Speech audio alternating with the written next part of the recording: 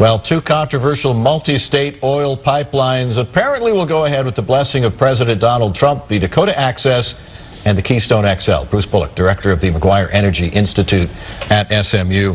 So these lines were very close to completion when the Obama administration famously came along and said, stop, or found reasons to say stop construction.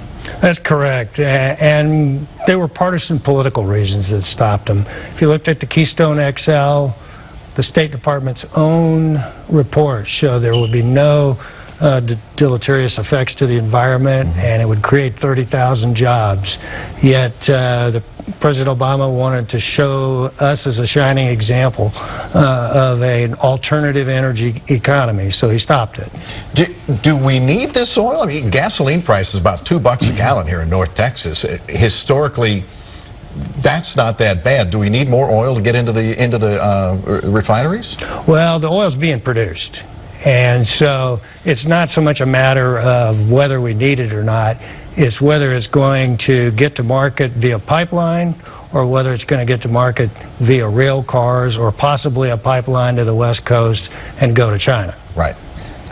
Rail cars, which if you're talking about North Dakota and going oil out of North Dakota and getting it to market, getting to refineries on rail cars, that has been a bit of a disaster. No question that pipelines are a stable, more safe avenue to transport oil. The incident in Quebec a couple of years ago shows that these small towns that are along these railroad routes do have some legitimate concerns. Now, the one that we've heard famously about in North Dakota that would run across 4 states, end up at a refinery in Illinois, and would go under a lake on an Indian reservation, and the concern is that the water might be, the drinking water might be polluted. I did not know this. What currently runs under that very same lake? The Northern Pipeline currently runs along the exact same route as that pipeline and under the lake. There's also several more pipelines that actually run upstream from that point in that river as well. So this is really nothing new to that area.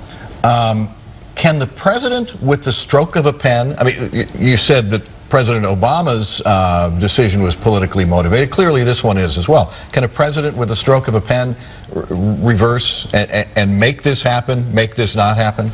It will definitely speed it up and facilitate it, but it's not quite that simple. Undoubtedly in the Dakota Access case there'll be some further appeals of some court decisions that the native tribes have already taken.